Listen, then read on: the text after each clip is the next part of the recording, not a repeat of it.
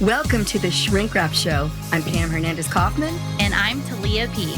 We're two shrinks bringing you holistic health hacks. With our 30 years of combined experience in therapy, we share helpful information about common issues that everyone faces. Then we break down powerful, proven tools you can start using right away to better your life and your relationships. Let's wrap. Welcome back to the Shrink Wrap Show. Today we're going to talk about the blue zones. Yeah, I don't know if you've heard of the blue zones. Some people have, some people haven't. But I thought it was very funny to find out that the reason it's called the blue zones is that when the research was happening by the Seventh-day Adventist researcher, the places on the map that were healthiest, in other words, those people live healthy, long lives, pretty much all of them, he circled it with a blue pen. Oh.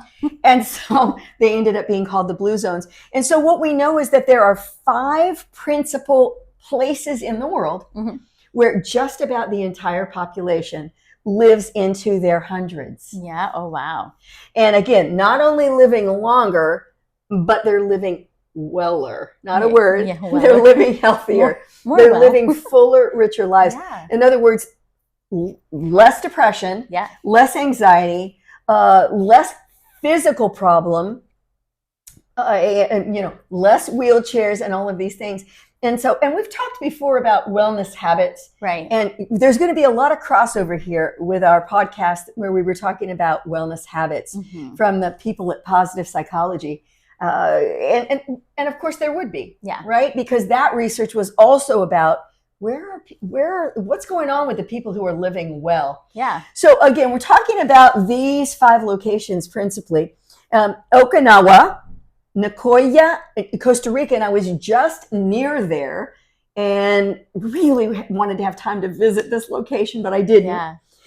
Sardinia in Italy, Loma Linda, California, where I'm from. Hello. And Really? my niece's my children were goodness. born, one of the best hospitals, and Loma Linda University. And then Ikaria, Greece. Wow. And in these 5 places, these people live almost forever. Yeah. Right. And so here's the 9 power principles that are going on and that we find from the research in these locations. The first one is purpose. Yeah. And we already knew this, right? Right. From the wellness habits with positive psychology, purpose and meaning.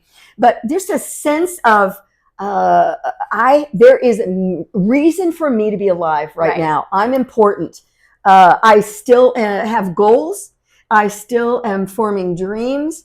I still have a reason for being here. Yeah. That makes me think of Viktor Frankl's Man's Search for Meaning, even in the Holocaust, he kept his focus on his purpose and what was his purpose of being there. And it was driven by love. It was driven by love. His hope and to see his wife, Yeah. And I can help these other people. So Viktor Frankl, Man's Search for Meaning, such a great book. If you haven't read it, pick it up and read it. It is so powerful as he talks about the fact that no one could take away the way he chose to feel and think. Right. And that he had the capacity, even in the most stark, desperate situation, to decide, I'm going to take my tiny morsels of bread that I got fed and distribute them to others. Yeah. And just the power of finding purpose and meaning, that is man's greatest need. Yeah. And, what we know, unfortunately, societally, right, Talia, is that in many cultures, as people age, they are not seen as valuable and valid any longer. Which is sad because I feel like the oldest person, the wisest person in the room is the most valuable because they have so much life experience, so much wisdom, so much to offer. And to me, I gravitate to the elderly people. Not calling you that. She doesn't mean me.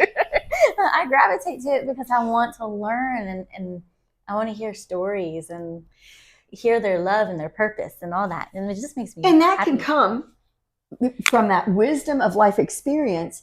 It can also come from the newness and the freshness of youth. Right. Right. So that's why we're such a great combination. Yeah. So purpose. Number 2 is movement. Yeah. Again, this matches right up with the wellness habits from positive psychology. Movement and exercise. Activity is required and built into the daily lives of the people that live in these locations. For the most part, they're walking. Right. They're walking a lot. They're walking to meet their friends. They're walking into town. They're moving. Yeah. And movement is medicine. Right. There's no way to understate the fact that we were not meant to be lethargic. And, we're clinicians, so we sit in our chair a lot. And we've got to get up and I need to go outside a lot more. Walk and talk therapy. Yes, I love that better.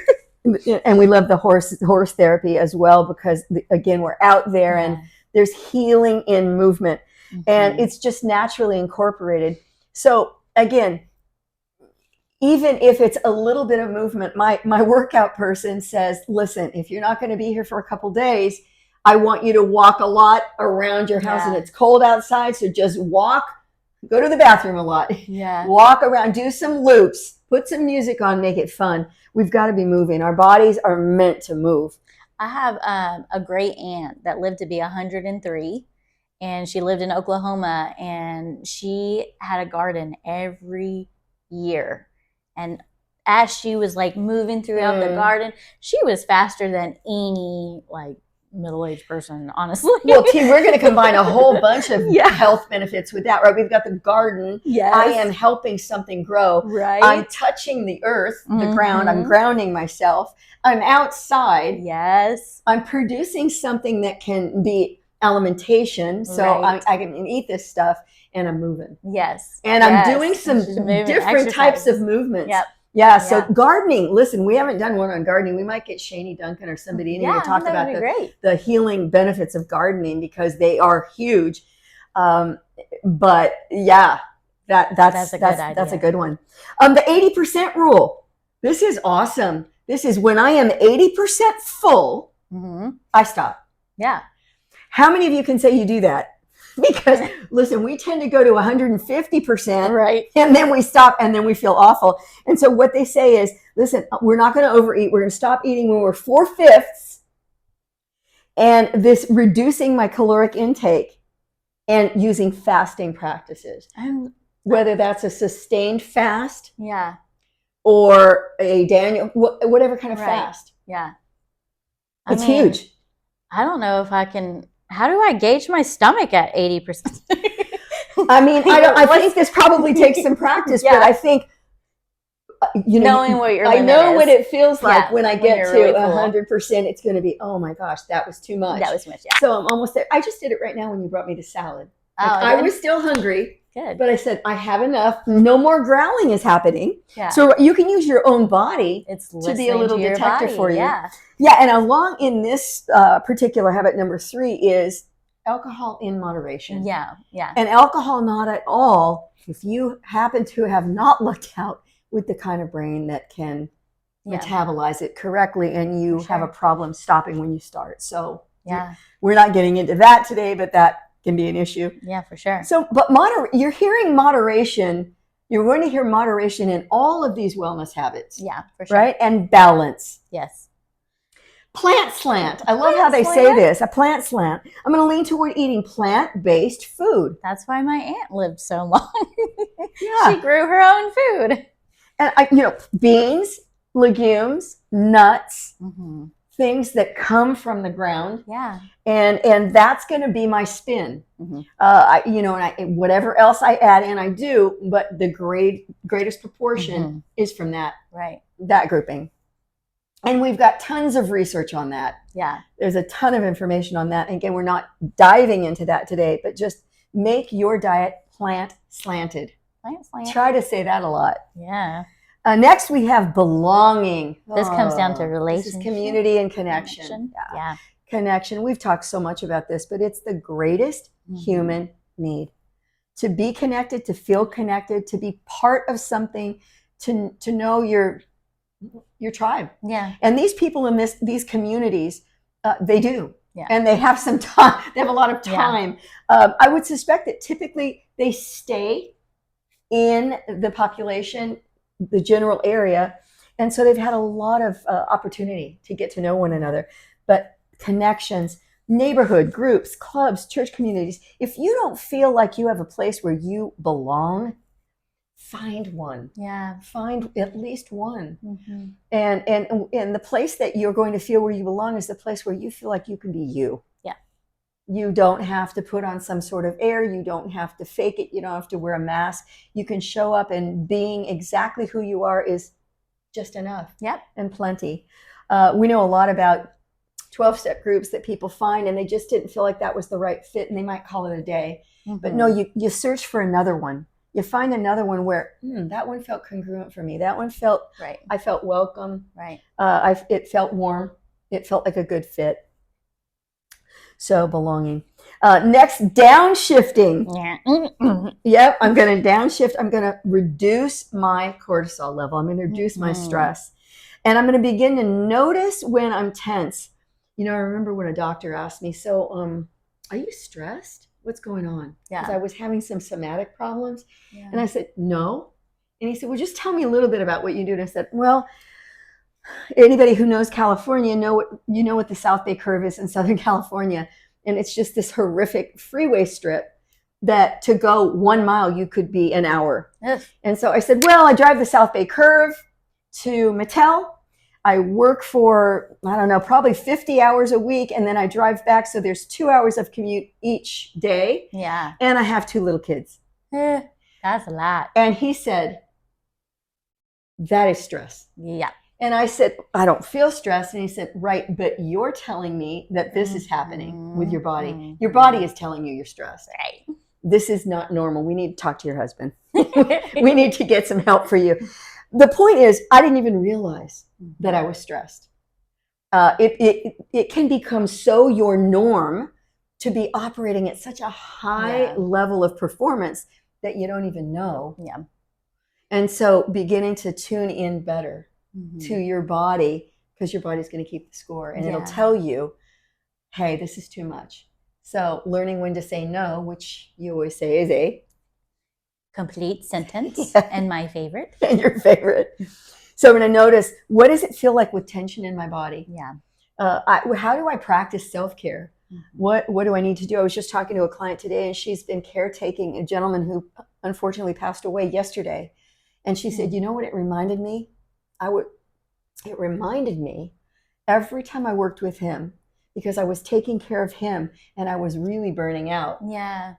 Wait a minute. I got to take care of myself. Exactly. I won't be able to take care of him if I don't take care of me. Exactly. So after a grueling day of taking care of this gentleman who had ALS, I have to go away and do something kind for me, take a break, chat with a friend, have a cup of nice chamomile tea, right? Go to a group, do something to replenish what I just put out with all of the physical and emotional that went with caretaking him. Yeah. Next is right tribe. The right people, the in the right places. People. So we talk about connection, but connection only works when it's the right connection, the right person, where I have at least one person I can count on. 2 a.m. My 2 a.m. friend that I can tell them, I need you to come right now, and they will. Yeah. And I don't have to explain. I don't have to go into anything. I don't have to feel guilty. Right. So we need that. Friendship is it's critical. We need it. Yeah. Yeah. Family first. Yeah. Number 8. Family first. Family first. Strong family ties. Now, the caveat to this would be, you may have come from a family or have a family that is not healthy. Right.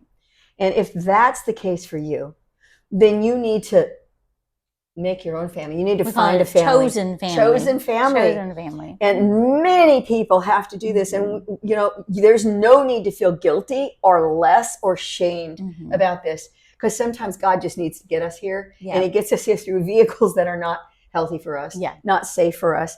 So really, I think what this is saying to you is that we've got to have this inner circle of the close ones. And I call that my family. And then out here, a lot of people in 12-step tradition say, this is my family. Right. These are my people. Yeah. And they got my back. and they'll be there for me and I'll be there for them. And that's what we're talking about. And lastly is, and this again comes up with wellness habits, with positive psychology, faith, belief in and a relationship with a higher power. Yeah. When I know there's someone smarter, better, bigger than me with a plan, right, and that it's not just a chaotic mess, right, happenstance. I'm accidentally here, and I have a friend who's a hospice chaplain, and he says when I am working with a person who knows that they are going into an eternity, and a person who does not know that, a person who feels comfortable with how they've lived their life, and a person who does not. He said the death experience is totally 180 degrees. Right. Yeah. This is very difficult to be in that space with them, and this is almost a holy experience. It is. Yeah. So a struggle and more of a peaceful. Yeah. You mean with the faith one? Yeah. Having more of a peace. Yeah, for sure. So there you go. This is what we really need to pick up from the blue zones. Now, we don't need to move to these places. We need to bring these. Yeah, we wish we could. Where would you go? I think, honestly, Italy sounds amazing. Italy sounds amazing. Greece doesn't sound bad either. My husband would probably say Japan because he loves Japanese food and culture and everything. So I don't know, maybe Japan and Italy. Well, and listen, can't go wrong with Costa Rica. Sorry, Loma Linda, California, but there is a lot of area around there with smog. So we're probably going to put that last on the list. If you're listening, we're sorry. But listen, bring these habits into your life. Yes. Extend them into your circles and into your communities, into the groups you're involved in. And let's become a massive global blue zone. I want the whole globe to look blue. Not water, but like, yeah, a water world. No. No water world, but yes, no, I would love to see that. One big circle of blue zone. Thank you for joining us today. Thank you. We're so glad you joined us today on the Shrink Wrap Show. If you enjoyed this episode or found it helpful, remember to hit the subscribe button, the like button, and share the show with people you care about. Also, your feedback is valuable, so leave a comment, question, or suggestion, and we'll see you next time on the Shrink Wrap Show.